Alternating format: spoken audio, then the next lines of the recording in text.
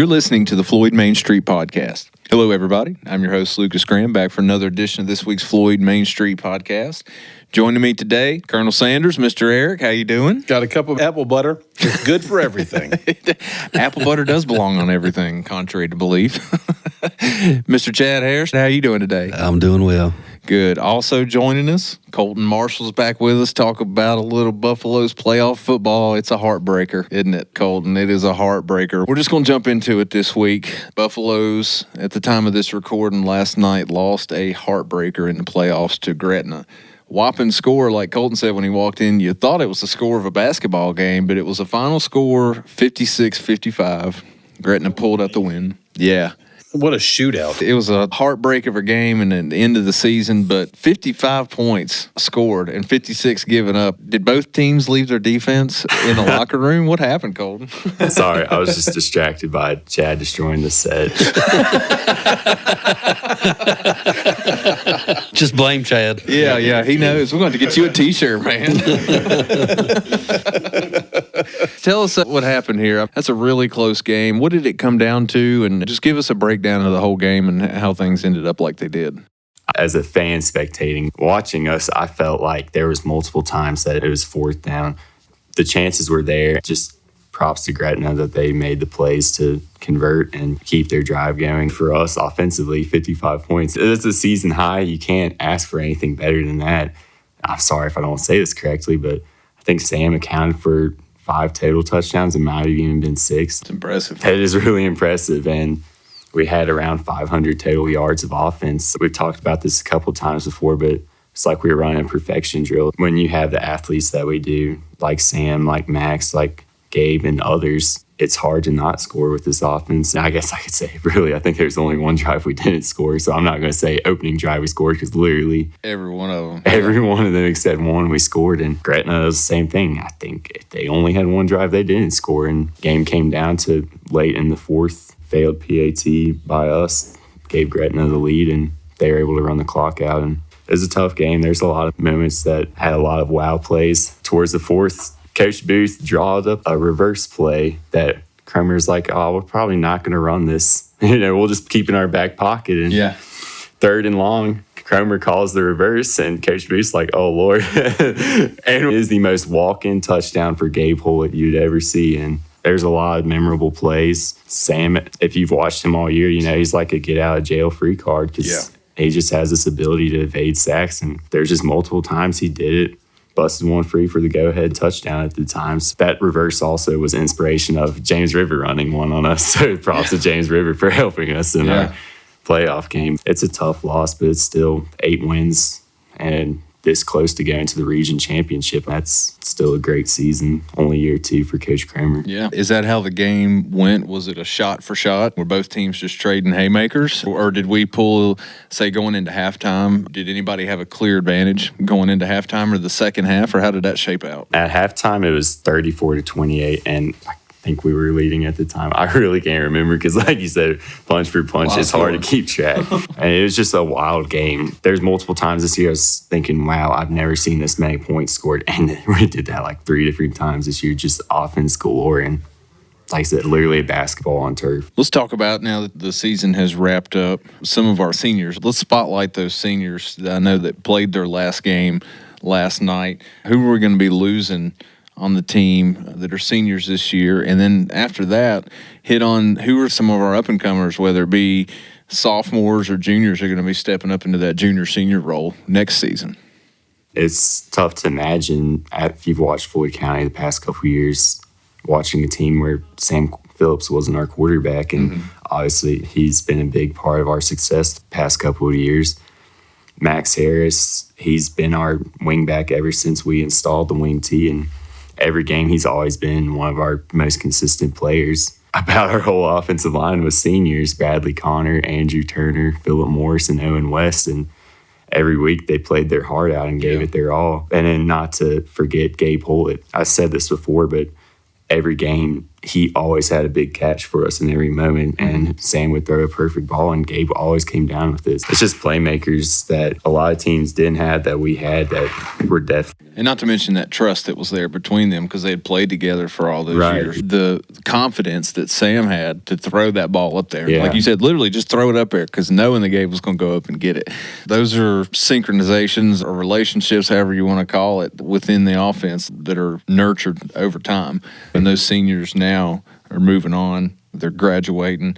What about our underclassmen that are going to be stepping up? What's the future like next year? Who's going to be stepping into those places? Who's going to be QB1? Is it going to be a battle? Is there a clear front runner? And some of these other position groups, guys that you're talking about the line. So now we're going to be replacing the whole line next season. So who's the next man up in that next man up mentality? A lot of the lines being replaced, and the only guy that's coming back is Braden Alley, and he scored a touchdown the other night, so fumble recovery for a touchdown. He's bringing some experience, but yeah, especially with the quarterback. Our guy this year that had been Sam's backup was Noah Underwood, and he's a freshman, and really a lot of us think that if you've seen him before, you know that the Underwood family is full of athletes, and we think that he's got a lot of potential to be our future guy, so we're really high on him. And just other positions, there's a lot of young talent that's been coming up. One time we were talking about how the middle school team has always been putting up these dominant seasons, and a lot of those guys are starting to come up. And then new guys that came onto the scene, like Nico Milanes, didn't even know if he was going to play football, and then he became one of our most crucial pieces of our offense. So he'll have a bright future. He's only a sophomore, and there's other guys stepping up. They'll be seniors. Jack Leroy and JP Dunford, we've talked about before, big-time players for us the past 2 years, and hopefully they can carry the torch that the seniors this year set a high standard for. I'm going to ask you a question here, Colton, and see what you think. Now that the season's here, one thing I love about talking with you each week about Buffalo football is how you really take time to call out individual names and let individual performances stand out. Not to put you on the spot here, but if there was an official Colton Marshall's season-long MVP for player, who do you think would you give that award to as far as MVP of this season? Or if it's not an MVP award, who would you throw out most improved player? I don't think you could put him more on the spot than to do that. I could, but he's really good at it. All seniors deserve that recognition to be in that Player of the Year award. A lot of them deserve that spotlight, but really it's hard to go against the guy that's been our quarterback since as long as I played football and as long as I was a coach for a brief part of his career. But I don't know if that's the official number, but I think Sam Phillips accounted for 36 total touchdowns this year, and he's going to have a great case for all region. He might even be all-state, all-purpose player. I mean, there's so many guys that also have deserving cases, but it's hard to imagine someone else being our quarterback after watching the past couple of years, and he's someone that we're definitely going to miss. I love to give more people the shine, but it's hard to argue how productive he's been for us. Now that the season is over, when it comes to high school athletics at this level, when does the work begin for next season? I'm not talking about it on an individual basis and workouts that kids are doing, but from a team perspective, when does things going to ramp up? I know there's going to be an off-season period, but when can we expect Buffalo football to start ramping back up for next season? Really, it's tomorrow. Okay. No, that's kind of a cliche, but all winter these guys are going to be lifting, getting stronger, and then around that May, June start is when we'll start our OTAs and practices, and really that's when that off-season really sets in, because really off-season, obviously it starts the day after you lose in the playoffs, but really that's when it'll start to set in. Got to get to work, and from everything that you've said, Coach Cromer, that's just part of his MO, right? Let's get to work. Right. The season is over. Last night was hard. It was heartbreaking. But now today is Saturday. The off-season began this morning. Right. And time to put the work in. And we're excited about the Buffalo football program. I think Coach Cromer's doing an awesome job. We love where the program's at, where the program's headed, and look forward to talking more about it in the future with you, Colton, to see if you can snag some of these players to come on here, and we'll do some interviews with the players here. I'm sure they'd love to. Bring them on here, and now that the season's over, we can reflect on some stuff and talk about that. But I appreciate you coming on here and talking to us. I know it was a hard day to come in here after last night's tough loss, but I know that our guys are going to learn from it, the ones that they're going to be stepping up next year. They've had a great model laid out for them with the seniors. It sounds like that they've really laid that groundwork there. The standard has been set, and it's time to grow on that. Before Cromer came to Floyd, he had this break of, I can't remember the exact years, but he hadn't been back in the coaching circle for a while. And his first year, we go to the region semis, and it had been a long time since we hosted a playoff game. And then to come back and do the same thing this year, win a playoff game at home in front of the fans, and then go on the road. And unfortunately, this is a team the past 2 times we played them, it's been a combined margin of 2 points. But I think we're this close to the breakthrough, and it's starting to really look like that. And maybe Buffalo football is finally starting to get over the hump. That's right. Well, you look at it 2 ways. One that, there's 2 years of a combined loss at 2 points, and some people would say that that's almost a tougher pill to swallow when you're that close to victory, but yet so far away. But I look at it with glass half full like you do, and that the lessons that are learned from that, just turn it into a positive moving forward. And we're excited to see what's in the future for Buffalo football. I think it's a lot of good things, and they've got the right people in place, starting with Coach Cromer and Coach Marshall. We appreciate the heck out of you, buddy. Thanks for coming on and talking. Should we just call him Coach from now on? No. I think we should. No. I mean, he's got it. If I have to be the colonel, he has to be the coach. Well, we appreciate you, Coach Marshall, for joining us, and we look forward to having you on again soon, talk more about Bussin' Buffalo football, okay? All right, thank you. You got to get ready for basketball season for us. Are you going to help coach basketball? No. All right, ladies and gentlemen, Colton Marshall, thank you for joining us.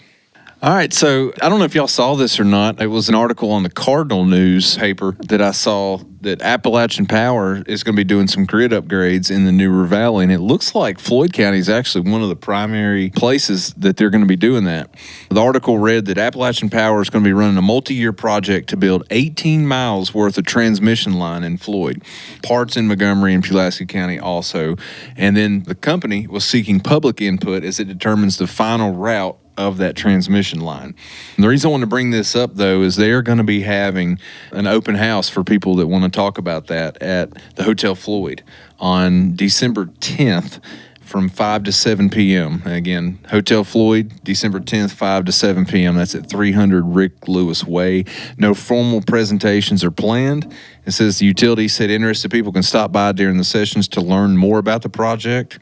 And the company will establish a project website and virtual open house at appalachianpower.com/Clater. That would be pretty interesting because something that we've seen over the last few years, at least that I've seen, is AEP has been more proactive in keeping their lines trimmed down. I've seen their helicopters up. Those helicopters with all the little blades, that's pretty impressive. I think cool. It was in one of the James Bond movies. I remember that. So it sounds like they're wanting to do more infrastructure upgrades, which, look, I'm all for, which may end up resulting in some higher rates. I'm sure they'll find a way to. Well, they're going to be higher rates anyway, as long as we're getting something in return, like maybe a little bit more reliability in bad weather. Maybe when the wind blows, my power won't go out anymore. Something nostalgic about that, Perks though. of living in the middle of nowhere, right? I thought that was pretty cool. Eric, I almost should let you take the lead on this one because this one involves Red Rooster. Did you see that they got nationally recognized? I saw that, but I didn't see the details. What did you find about that? Was there anything about cupping? I don't think so. See, that was the issue. It didn't cover the cupping itself. Cupping, huh? That's the part you were interested in. Yeah, I'm focused on the cupping part. This is an article posted to the New River Valley VA.org website. So I want to give them credit for breaking this here. But Red Rooster Coffee was recently awarded from the U.S. Chamber of Commerce's 100 Top Community Champions honoree. The Chamber of Commerce of the United States is the world's largest business organization.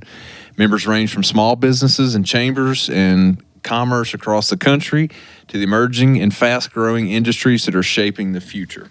So I think that's pretty cool that we're talking about not just on a local level, not just on a state level, but on a national level. Well, Red Rooster was also noted nationally. They were recognized for developing their program of having childcare at the workplace. That's always been one of their big things is having that for their employees, and that's proved to be, I think, for a lot of other businesses in the private sector, they're going to mimic that model.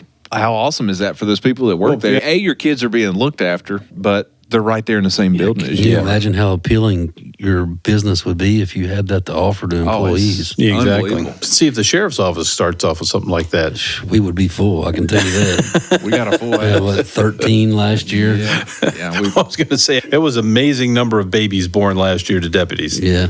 had to do a follow-up on that later. It's a race to number 2 right now. It's George Jones said that, the race is on. Here comes pride in the backstretch. Now, drug court. I saw that we had a big graduation for drug court, wasn't there? I wouldn't say it's big, but it's more of the drug court going along doing what it needs to do. It's a drug court, or as it's more officially known as the recovery court. Big for their accomplishments. Right, but Jeffrey Mulligan Jr., who's in the program and has been for some time, he graduated from that program. And we like to hold a ceremony for that and recognize him because there's a lot of work that goes into that. We're talking about something that generally takes about 3 years plus to go through the whole thing. And he did a good job going through that. And the whole idea of the drug court is to try to help people get past the addiction issues and deal with those so that they can become a productive member of society again and at least get the addiction issues underway. What are the prerequisites to successfully complete and graduate from drug court? Well, one of the main things, obviously, is that you have to want to get out of that kind of lifestyle. There's kind of phases to that program, too. Yeah, there are 5 phases that you go from the point that you enter. There's various levels of the people that work Drug with you. testing and hours. It's drug testing, that it's you've gotta be therapy, home it's group therapy, sometimes it's inpatient, sometimes it's outpatient, most of it's outpatient, and it's just continuing to work with intensive probation during that period. And the court meets twice a month to bring people in front of the judge with like exactly how they've been doing. And we expect that people are going to have relapses. That's part of the process, is trying to get through that, because people are learning the skills to cope with the addiction and to get past that. And addiction is a crippling issue. Most people who get it never get past that. And you have all these rehab programs you hear about people going into, but they have abysmally low success rates. We're at a success rate of in the 40% plus for the drug court program, and it does a remarkable job. And it's something that we do with court.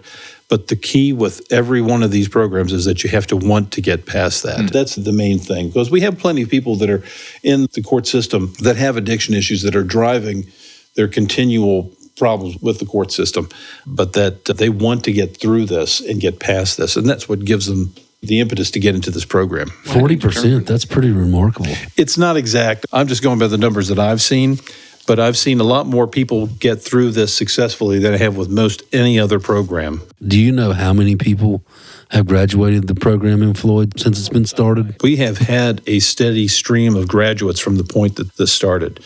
Judge Long was the progenitor of this. He brought the drug court programs to the New River Valley. He started first in Pulaski, and then we're the second program to get started. And it's something a lot of people wonder about with Judge Long, who was a heavy sentencer. I mean, he was known for being long-term sentences, long time long, he was called. But he had a real concern about people who were addicts and what was driving the drug problem. That's what gave him the impetus to push through getting this program started, and it's turned into a very successful program. It's very successful, not just for the people involved, but economically. Usually when people get arrested and go through the process, the county pays for them to go to jail, the state pays for people to go, and it's something like $40,000 to $50,000 a year to have someone incarcerated. And we're saving that money by having people out there working in the community and getting past this, and then finally breaking that cycle of addiction and getting back into the court system and getting sentenced all over again. Going back to what you said about, at the end of the day, it requires the person wanting to make that change for themselves too.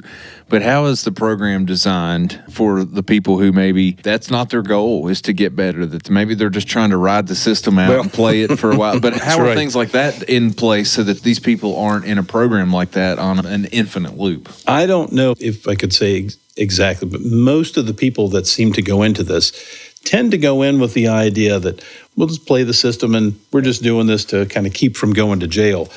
But a lot of them, the ones that are most successful, get it. somewhere along the way. It kind of clicks with them that they have an opportunity to get out and to make something of their lives other than just being caught in this addiction loop. And it's amazing when they go through the graduation, a lot of you hear these stories where people say, when I came in, I was just trying to do anything to avoid jail. Yeah, but then I realized. They accepted to be a part of the program just because they thought that would keep them out That's of jail. right. But in the end, they actually bought worked. into it. So where people get that revelation, they may not have it from the very beginning. Some do, but a lot of them don't. A lot of them get it along the way. Now, we have some, obviously, that go and they don't make it through. It's a tough program, but it's a successful program. And it's hard to beat the success rate that we have with anything else that I've seen. And to follow up what you're saying, with people just wanting to join this program to keep from going to jail, but on the other side of that, they have to plead guilty to what they've been charged for That's right. in order to be eligible, correct? What we do here in Floyd is that people have to plead straight up, take full responsibility for what they're being charged with. The first step is admitting you have a problem. Exactly. And go through that process. But it sets you up. So if you fail out of drug court, then you're at the judge's mercy for sentencing. That's right. And quite frankly, by the time you go through drug court, because you're meeting with the judge every couple of weeks, the judge knows these people better than the probation officers that are preparing the reports for their sentencing. He has been meeting with these people in the courtroom and hearing about how they have been doing along the way. So you know the people that are being fully cooperative and the other ones that are trying to play games and game the system. It makes a big difference because one of the issues when you're dealing with the judge trying to sentence people correctly is knowing what's going on. What's the big picture? Big picture goes into the sentencing. Like you said, that's the key part of it. Big picture. Context matters. Because we have plenty of people that have come through and didn't quite make it all the way through, but the judge clearly knew that they were trying and they just, for whatever reason, they couldn't make it. And so he sentenced them accordingly to that, knowing that they were really trying, but they had other issues. Not just a black and white fail pass. Right. And that there are other people that came into the system and clearly tried to manipulate it as you went along. And so they were sentenced accordingly based on that. I don't think you'd ask for a better system. I mean, that's how it should work, right? Context. For the people that want the help, it's there. We talk about this a lot of the post-incarceration rehabilitation things. I've seen so many stories about people saying they get dumped out on the street, they don't have anywhere to go. That's a whole different debate. But I appreciate programs that are saying, hey, if you're willing, if you're wanting to help yourself, then we will help you. We will help you. But you got to meet us. You got to meet us. Well, and the reason I had our office sign on to this whole thing is because that's just an extension of the Floyd itself, is the community, the people looking out for each other. And we've had an advisory board made up of members of the community that are very active in helping all these people in finding jobs, help keep making sure they get food from Plenty and other food banks, and otherwise helping take care of them, getting them to their various appointments. So it's worked out very well. Yeah. Anything else in the court system while we're talking about it here? Well, we did have a case this past week that had some public interest involved. This fellow by the name of Robert Ryan, who has had a number of issues come up. He had a number of burglary charges against him. What Mr. Ryan was doing, or he was a resident of the Park Ridge community in Floyd County that's out there. Is that the gated community? The gated community up on the Parkway that's right on the border with Franklin County. Mr. Ryan was accused of going into various neighbors' houses. I think he had 7 burglary charges that resulted out of going into his neighbors' houses for minor things, breaking into the houses to take Mountain Dew, Dr. Pepper, beer, cans of gasoline, things like that. And that was an issue that dragged on for a few years. The interesting thing about Mr. Ryan's case, number one, Mr. Ryan had for a number of years been an electrician, and I and a number of other people had worked with him on various charity projects to help people around. Somehow or another, he's had some issues over the years that may have affected his mental health that led to something more like this. My office was not involved in the case. So we asked Franklin County to handle that for us. And that's something we regularly do, handing these type of cases off when we have too close a connection. But Franklin County had to deal with the issue with Mr. Ryan's defense was something called diminished capacity. Diminished capacity is an interesting rule that came out in 2020 in Virginia. It's an evidence rule that's saying that someone has mental health issues of some sort that keeps them from being able to be forming criminal intent, that they didn't know what they were doing. But it's not a full-on defense. It's just about part of the evidence that can come in. So essentially what happened is that Mr. Ryan wasn't denying that he did these things. The defense was that his mental health issue was such that it was excusable that way, that he didn't actually mean to perform criminal acts.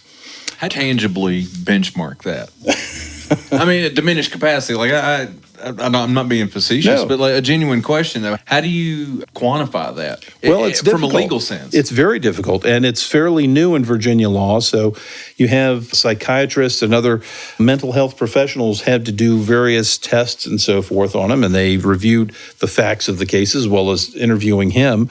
And the defense presented this evidence saying that he had this diminished capacity, and so he wasn't able to form that. But the prosecution, in this case, Mr. Brown, who was the Commonwealth Attorney for Franklin County, presented enough other evidence. There was video evidence, there was photographs, there were eyewitnesses of him going into these places, and how he approached the buildings, the way he did things, the way he spoke to people before, during, and after.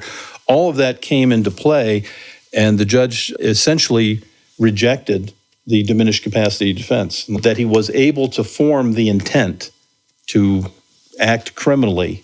And even though he may still have mental health issues, and that will come up in his ultimate sentencing, but it didn't excuse his liability for actually breaking into the houses. So he was found guilty on 6 out of the 7 burglary charges that he was charged with. I think that's important to note that, like you just explained, was that the court or the judge looked at it as, okay, diminished capacity doesn't excuse your behavior, but it may play a factor in sentencing. Exactly. It can come up later for sentencing, but it wasn't enough to meet the requirement to say that there was just a not guilty. Interesting. That was the key case that happened this week in circuit court. Shifting gears, you ready for this one? Uh-oh. On a lighter note.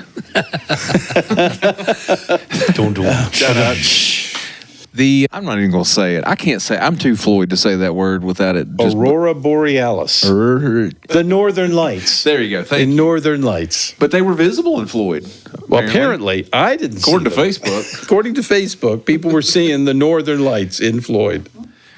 That doesn't happen very often. We talked about it before we started recording, but still pretty cool, though. I mean, we're talking about lights that are predominantly visible, in the greater north? Oh, yeah. You can see like people, Alaska, Canada, that sort of thing. We're far from that. The Aurora Borealis, you don't see it much in Virginia. The only thing I remember is that it was famously seen during the Civil War at the Battle of Fredericksburg. Mm-hmm. Robert E. Lee referred to seeing the Northern Lights. Yes. Just before the battle, because that was in December, I believe, or was it late in the year? How old were you at that time? I was only about 6 or 7. I don't remember that myself, but... No, it hasn't been that long ago since you could see the Northern Lights from Floyd, if I remember correctly. No, I think we had something 6 months ago. Yeah, it must be in some sort of cycle, but yeah, it wasn't that long ago. We had some other sightings. For any of our listeners there in the comment section, did you get any good pictures of it? Because I saw some pictures that I'm not so certain weren't just taken from Google. But if you took some pictures of the Northern Lights here in Floyd, put it in the comments. Let's hear your perspective. Let's see your view of it, because that was pretty cool. The pictures that I saw from Facebook were largely just kind of this dull red glow. Yeah. So better than nothing. Shifting gears again, though, we haven't done this in a while. We kind of reserve this when there's prominent members of the community that we've lost. And I definitely want to bring that up real quick while we're talking about it. But our community lost a couple members here, one of which was Junior Harris. He was Station 1 Fire Department chief for many years. And I think most of the ones that are at Station 1 Fire Department now, at least the ones that have been there that are probably under the age of about 21 or younger, or older, I should say, would all say that Mr. Harris was instrumental in their path as firemen. This man really made an impact in the community. He absolutely did. One quick browse of social media will show you that. I mean, just the outpouring of love and the respect that people had for him.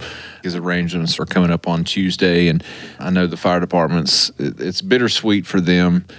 And in the same, any type of first responder field, I think that it's an honor to be a part of these types of funeral processions, as hard as they are, but yet it's an honor because you're doing justice and you're doing honor on what they did for their community and what he gave. And it's going to be an emotional, probably, funeral. The fire department's going to be all decked out in their stuff. But that's what it's all about, is honoring the life that he lived and what he did for the community. We talk about community all the time. And this is a prime Certainly example. Chad does. Yeah, that's right. Perfect example of that. And that's not the only person the county had lost, actually. No, we had one of our local characters, Donna Luna Wheeler. I saw that she passed. It was unexpected. Miss Wheeler, I think I first ran into her at the Blue Ridge, but she's a colorful character and very interesting. And it's unfortunate that apparently she had an illness that came on quite suddenly, and I think she had just returned from staying in the hospital. Yeah, I did see that. And I didn't know that she was as well known in the community because I've seen a lot of people post about her. So she definitely left an impact. It was pretty obvious, I think, for a lot of people in the community that she left behind. It was an unexpected passing. So definitely our thoughts and prayers out with them as well. Chad, the sheriff's office today, the day of this recording, assisted with some, I don't want to say a funeral procession. I don't have the right word here, but there was an EMS worker killed in North Carolina. The rescue squad reached out to us and asked if we would want to participate along with the fire department, shutting the stoplight down or collectively directing traffic during the time that the ashes of Mary Jolly was brought through Floyd. Mary was a paramedic. She was 27 years old, and she died in Florida after being struck by a vehicle while trying to help a crash victim. It's been all over national news. It's called headlines. I believe she lived in North Carolina, but her parents lived in Floyd. And so they were bringing her remains back to Floyd today. So what was her name again? In that, Mary Jolly. Mary Jolly. Well, we appreciate the service that Miss Jolly give to her community, and unfortunately paid that ultimate sacrifice. But I'm glad that Floyd was able to be a part of that and honoring her and getting her remains back to her parents. And you said here in Floyd, they live in Willis. Well, it serves as a reminder why the first responders are often honored, because you put your life at risk going out there being a first responder. Whether it's a police car, an ambulance, a fire truck, if you see a first responder out on the side of the road, lights on, slow down, move over. It's really, I don't want to say surprising to me, because that would be a discredit to our citizens, and I don't mean it that way, but it really almost does surprise me that there's not more accidents with first responders and how much they work right on the side of the road on the regular. People may not think about that, but there's a very inherent risk for them in traffic. So just keep that in mind. Slow down, especially on the interstate. You know, they tell you get over, slow down. I promise you're going to get where you need to go. But definitely our thoughts and prayers are with that family as well. One last thing that I want to bring up are the angel tree programs. Yes, angel trees are out throughout the county. That's right. One of y'all want to tell us, for any listener that may not know, we don't want to assume that everybody knows what it is, but anybody want to touch on what that angel tree program is and why it's so important, why we're bringing it up? That's one thing our office, we participate in every year. One stipulation to that is, the sheriff allows facial hair for deputies on the handshake agreement that you must participate in the angel tree program with the school system. So we've partnered up with Floyd County Schools, and each elementary school and high school will gather up 5-6 angel trees for us, and we'll collect them and go out and purchase gifts for them. What that is just for a child that may not have a Christmas, may not get gifts because the parents can't afford to buy those things for their children. And so that's where we step in, or anybody that participates really in the angel trees. I know there's a lot of other businesses that do that. I think social services, I'm sure they probably have a lot of the churches program. A lot of the churches jump in and with you've that. also got I believe they're called silver angel trees or silver trees, and then that's for your nursing homes, for your elderly. Okay. I know the Floyd County nursing home down at Skyline, they have a program similar to that they're doing right now.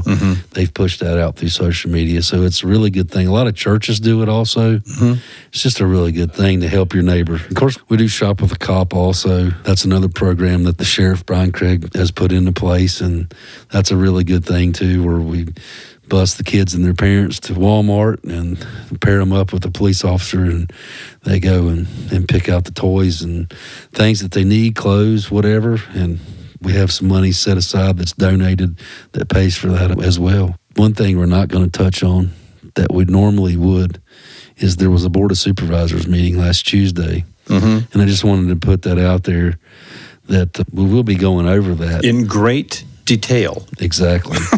But it will be next week. Yes, so you've got a week to get ready.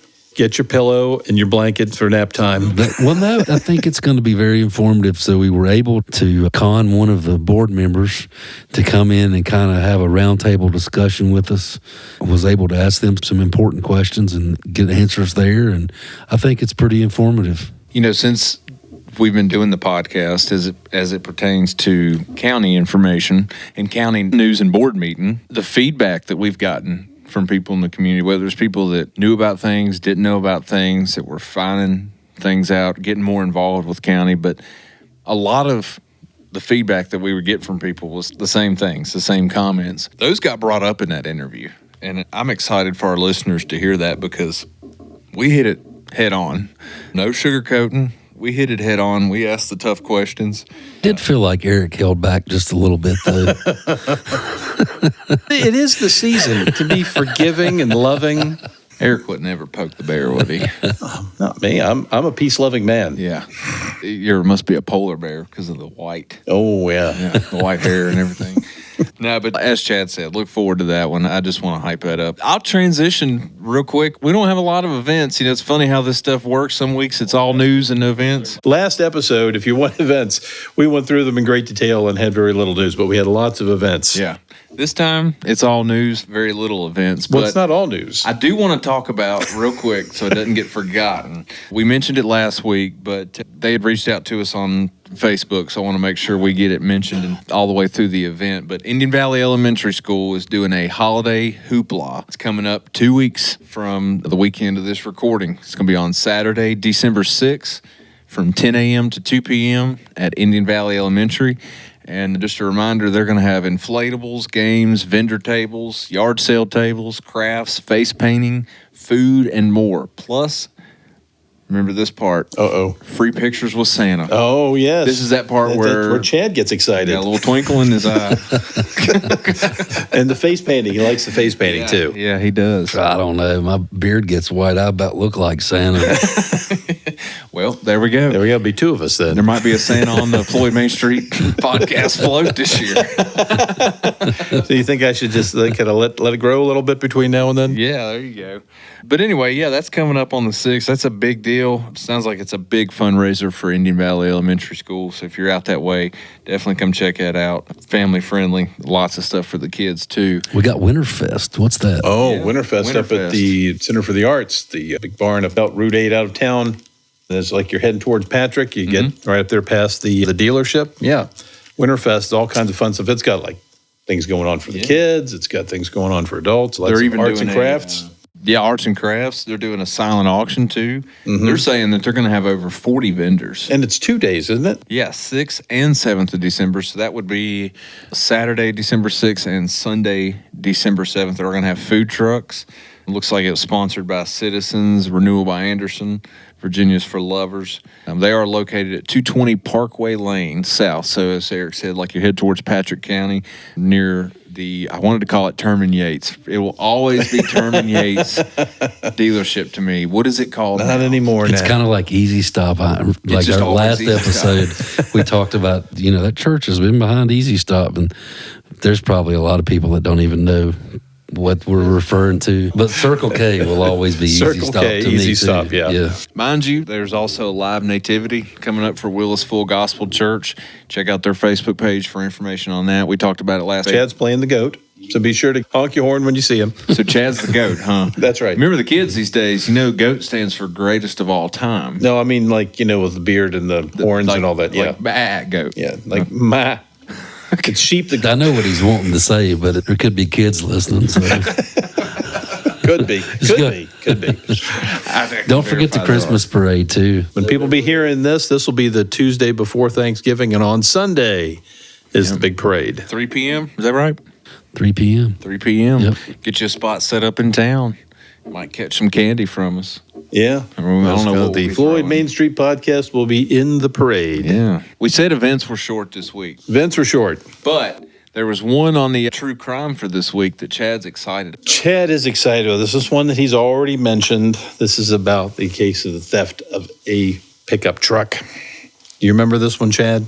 I do. How far back does this one go? This one goes to August 16th of 2017. This is the case of the Commonwealth of Virginia versus Harry Edward Lucas II. Harry Lucas was basically a type of con man that skirted all over the country. He had... Something about his name, I guess. Man like Harry Lucas, you got to be a con man, right? I'll just give you a rough overview. Mr. Lucas, let me see, how many states did he have criminal record in? West Virginia, Florida, Texas, Alabama, California, Nevada, Ohio, and South Carolina. Add in all of that, loads and loads of that stuff. Anyway, so on August 16th of 2017, Mr. Lucas was in Floyd County. He had come to Floyd County, and he was driving a black BMW Roadster. It was a convertible, and he and a female, who we never were able to quite determine her identity, but the two of them had called a local Floyd family that had a pickup truck for sale. And it was a pickup truck that had been well taken care of. I'm sorry, I didn't mean to interrupt. Do you remember, was this on Marketplace or Craigslist? Craigslist may have still been big at the time. I think, it was one of those platforms. It was Craigslist. It was Craigslist that they'd found the listing, and he had contacted them from that. He'd made contact and then got a phone number, and he'd actually come around the day before. That would have been August 15th, and saw it in the evening, but it was too late. They said he wanted to come back the next day and take it for a test drive. The family involved said that was fine, but the vehicle had the child seats in it. They had taken this truck, and it was very well taken care of. It was like a top-of-the-line type of Ford 2008 Ford pickup truck, but it was well taken care of, and it had the extended cab, and they had the child seats in the back. They took the kids to school in and to daycare. And so after the mother took the kids to daycare, when they had the child seats in the car, they wanted about $16,000 for this truck.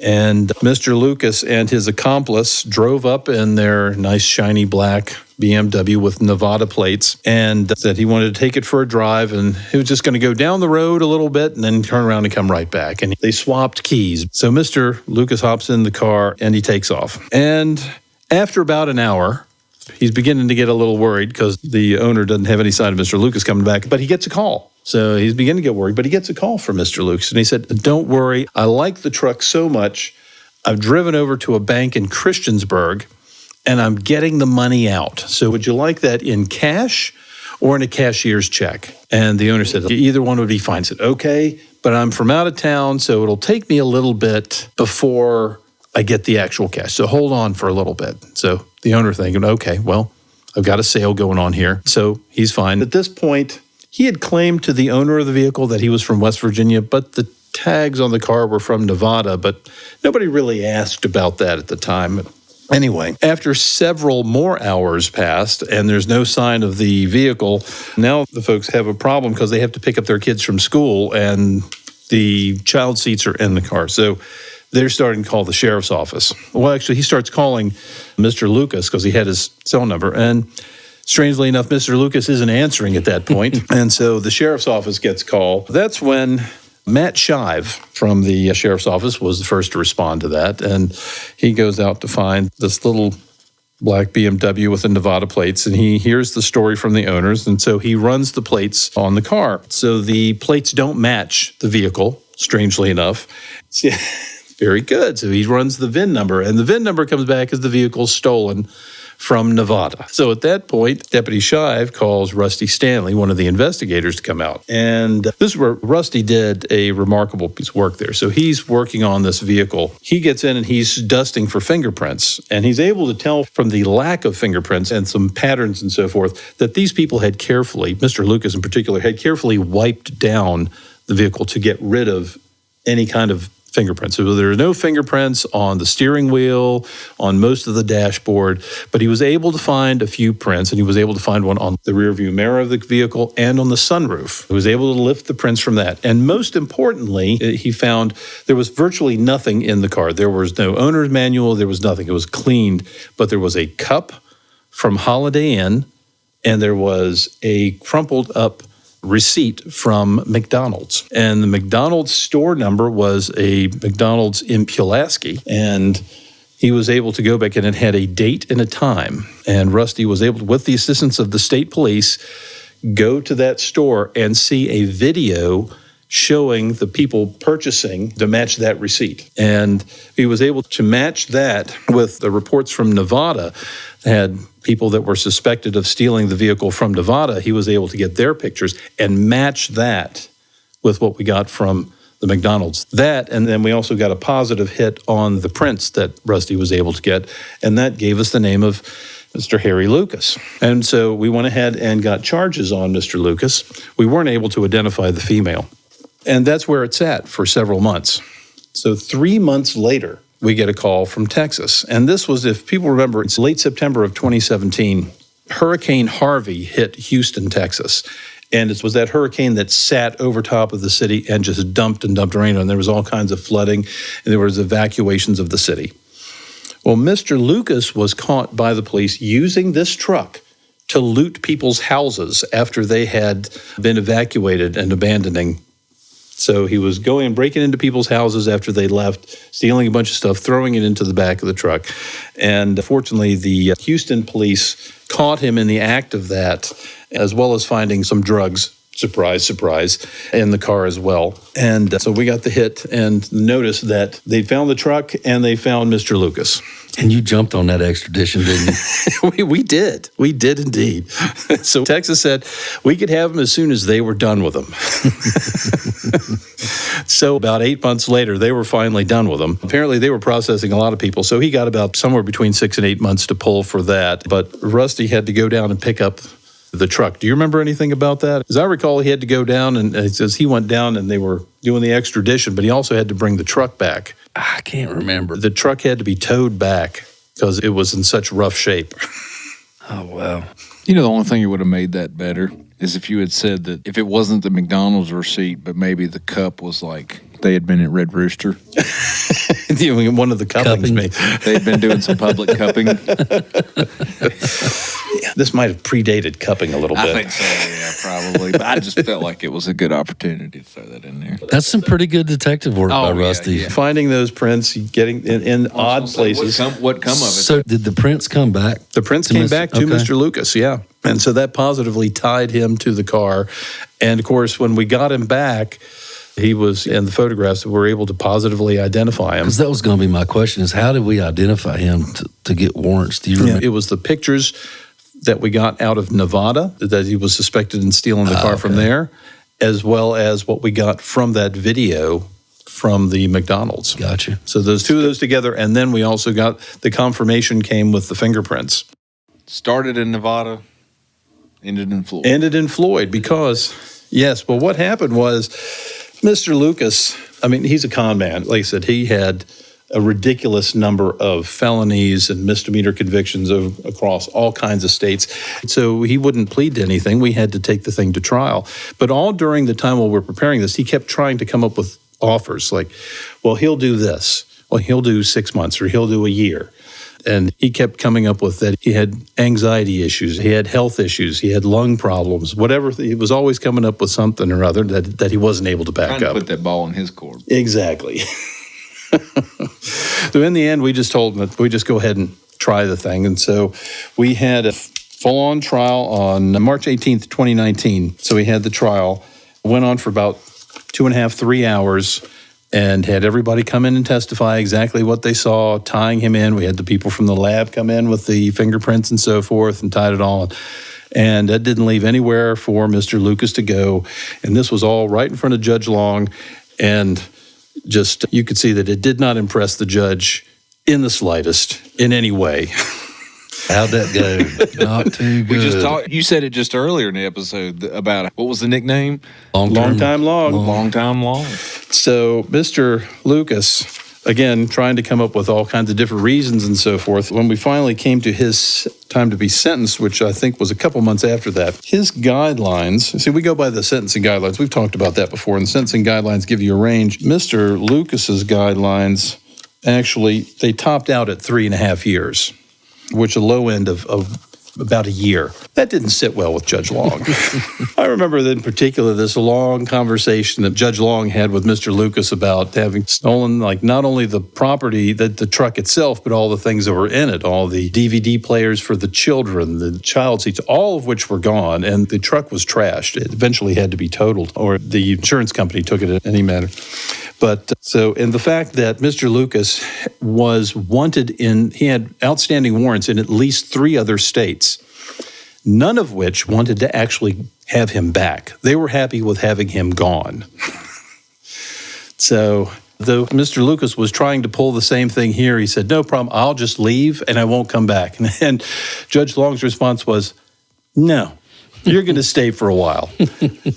He gave him 12 years in the penitentiary, suspended 5 of it, and locked him up for 7 solid years. Out of the goodness of his heart. Yeah. I can hear him saying, let the record reflect. Let the record reflect. Outside the guidelines. I have considered the guidelines. Do you remember that time in court, Eric, when this guy comes to court and he was telling Judge Long about some type of rare cancer or something that he had? It was just a big line of BS. He called it multiple melanoma. And the judge was like, well, my father had that. Yeah. Do you remember that? I remember that very well. What's the chances of this happening? We'll have to tell that story because that was the same fellow that managed to get a DEA agent. He was a drug dealer, and he got a DEA agent to come and testify for him in the defense. Maybe there's our next true crime. There's another good one. Yes, that one didn't impress the judge either. But Mr. Lucas did his 7 years, his time, and apparently he was released in March of 2024. In no time at all, he violated probation, obtained a probation violation warrant was sent out for him, and you might be surprised at this, he's absconded and is still a fugitive. Imagine that.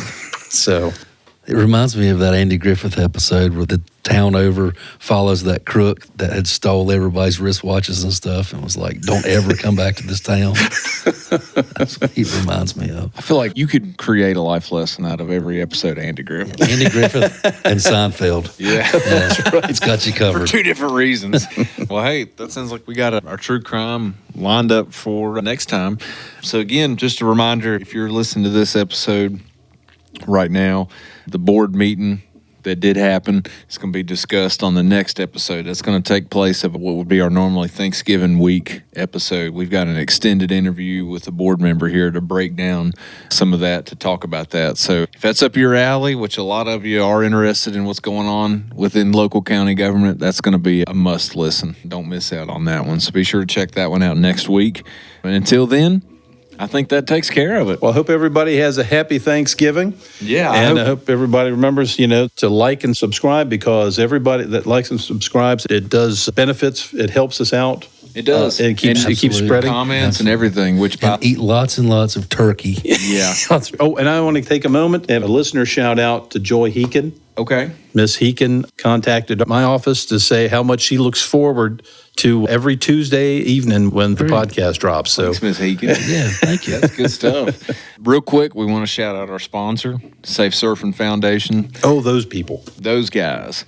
We appreciate them allowing us the opportunity to record here at the Safe Surfing Studios, Safe Surfing Plaza, downtown Floyd. For our Safe Surfing Safety Corner, I don't know what this segment's going to be called just yet, but it's called Paying for the Rent. Yeah. But we're going to bring to you just a little bit of information from Safe Surfing every week, some tips and tricks to help you out. But this week's note is be cautious of strangers, all right? Do not chat or agree to meet in person with anyone that you've only met online. That's a key one. There's been a lot of people that would probably echo that sentiment that have learned the hard way. Be wary of clicking on links or downloading attachments from unknown senders, as they could contain viruses or scams. Y'all be careful, because you can get all kinds of spam emails. I've been getting text messages. One actually almost got me the other day. It was about some type of, I didn't pay my toll in a toll booth for a split second. And I thought, well, I haven't been through a toll. Got to go through one first, yeah. But they're getting clever. They've been getting clever. Mm-hmm. But if a website or app allows you to friend, quote unquote, people, just be selective about who you accept, just as you would in real life. That's how every time you see on Facebook, we'll say, if you see a friend request from me, don't accept. I've been hacked. Well, that's what happened to him. Yeah. Be careful, because those fake friends that you may think that Chad Harris or Eric Branscombe is the one sending you a friend I request. was going to say, speaking of fake friends, that reminds me of Chad. Dang. Shots fired. Man. Good. What? Make one little comment about him being old, and suddenly I'm the target over here. Is he the reason for your white hair? Suddenly he's the target? I think we tried to make him the target from the beginning. But just be cautious of strangers. That's a good little note for everybody to keep in, especially online, because Abraham Lincoln said it best. You can't believe everything you read on the internet. That's right. Eric, I believe you remember him saying that, don't you, Eric? We were pretty tight. We went to school together. Y'all went to opposite schools together? Yep. We dated the same girl. All right, y'all. Well, that's going to be it for this week's episode. Hope you guys have a great Thanksgiving. Like Chad said, make sure you eat a lot of turkey. And we want to give a shout out to our production crew, Mr. John X, doing all the magic, making all the magic happen. And everybody else that listens, like Eric said, don't forget to like and subscribe, all that good stuff. But the main thing, have a good Thanksgiving. We'll catch you on the flip side. Take care of yourselves and the ones you love. Till next time. Bye-bye.